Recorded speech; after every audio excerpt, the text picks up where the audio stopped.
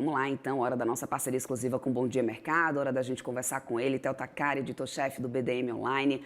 Theo, muito bom dia para você. A gente já começa aí, então, o dia, né, falando de IOF. Dessa vez, Haddad e ali todos os líderes do Congresso fizeram todo mundo ficar acordado até mais tarde, dormir pouco e repercutir muito ainda esse assunto nessa semana, né, Theo? Bom dia para você. Bom dia, Débora. Boa semana. Pois é, parece que essa novela do UF vai ter final feliz. Já era quase meia-noite de domingo aí, quando o ministro Fernando Haddad, rodeado pelos presidentes da Câmara, Hugo Mota, e do Senado, Davi Alcolumbre, e líderes de partidos da base aliada, começou a entrevista coletiva aí com jornalistas que ainda esperavam o fim dessa reunião de mais de 4 horas ontem à noite. O presidente da Câmara classificou a reunião como histórica, inaugurando aí o debate sobre as isenções fiscais, que, segundo ele, estão em níveis insuportavelmente altos, né? Alcolumbre afirmou que estão todos juntos para buscar uma solução estrutural aí para as contas públicas no Brasil. Segundo ele, o Congresso não se furtará de debater todos os temas, mesmo os mais espinhosos. O ministro Haddad explicou que 4 pontos foram acertados aí nessa reunião de ontem com os líderes partidários. O primeiro dele é a recalibragem do decreto do IOF, com uma redução significativa nas alíquotas que tinham sido propostas inicialmente. Não houve antecipação de detalhes, mas quando foi questionado sobre o chamado risco sacado, que afeta aí diretamente as grandes varejistas, o Haddad admitiu que era um dos itens que vão ser alterados nessa revisão. Segundo ponto de consenso é que o governo editará uma medida provisória para disciplinar a arrecadação e corrigir distorções de crédito, de títulos e temas afins, que deixarão de ser isentos, mas ainda terão uma alíquota, segundo o ministro, bastante incentivada de apenas 5%.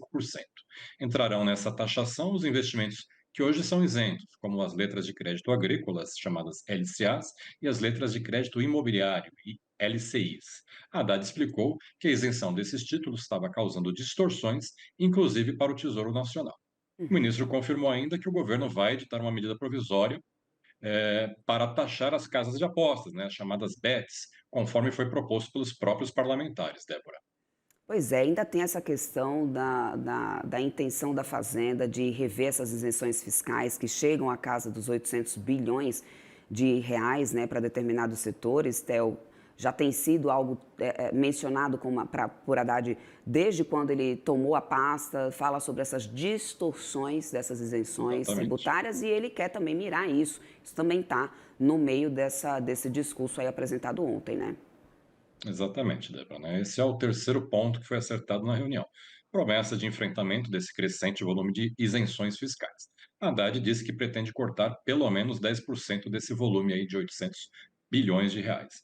Finalmente, o quarto ponto, né, vai atingir os chamados gastos primários ou discricionários, também conhecidos como obrigatórios. Haddad disse que nesse quesito devem entrar alguns projetos que já tramitam ou tramitaram no Congresso, que tratam da aposentadoria dos militares dos supersalários dos servidores. O Mota prometeu ainda apresentar a reforma administrativa no início de julho, mas todos concordaram que, antes de tudo, precisa ser verificada a viabilidade política de cada matéria. E uma nova reunião vai ser marcada justamente para discutir essa questão de viabilidade política especificamente. As medidas devem ser apresentadas ao presidente Lula na volta da sua viagem à Europa, já amanhã de manhã, e aí vão ser decididos tanto o texto do novo decreto do IOF, como uma medida provisória, ambos aí para ajudar no cumprimento do déficit primário zero deste ano, Débora. Uhum. Bom, mas tá aí mais umas, mas a grande expectativa que fica é pelo que a gente vai ter de detalhamento sobre isso, né? Acho que então, a gente ainda vai falar mais desse assunto com certeza aqui ao longo da semana, mas olhando um pouquinho lá para fora, a gente também tem uma reunião importante para acontecer nessa segunda-feira, Estados Unidos e China de novo sentando na mesa para discutir acordo comercial. Pois é, Débora. Na verdade, tem muito mais coisa do que discutir se a alíquota de importação que os americanos vão cobrar aí sobre os produtos chineses, né? Uma reportagem do Washington Post, publicada aí no final de semana, coloca em dúvida aí o fim do impasse entre os dois países e prevê um novo acirramento de tensões comerciais por causa da disputa do controle das chamadas terras raras. A China produz mais de 70% desse grupo de elementos químicos que são difíceis de extrair e possuem aí uma enorme importância para o setor de tecnologia. O país é responsável pelo processamento de 90% dos produtos que usam esse tipo de material. E, evidentemente, não vai querer abrir mão desse monopólio.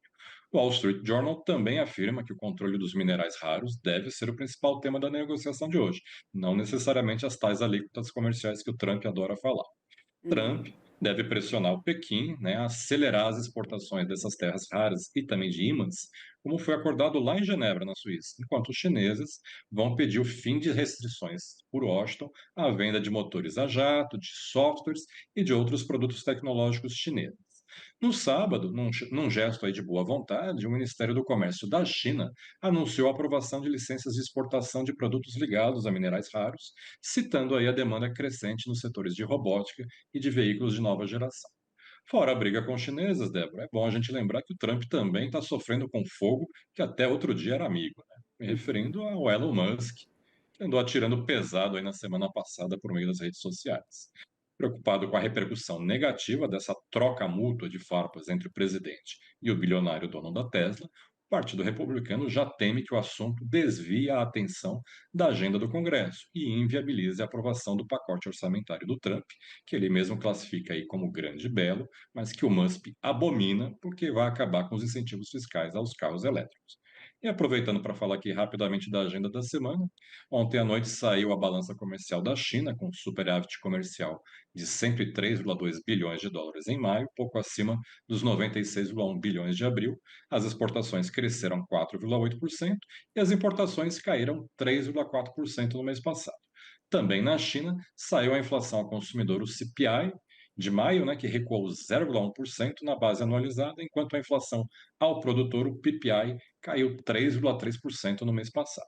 E por falar em inflação, esse vai ser o tema da agenda da semana em vários países, inclusive aqui no Brasil, onde a gente tem amanhã o IPCA de maio, né, com expectativas aí de desaceleração em função do recuo nos preços dos alimentos e das passagens aéreas.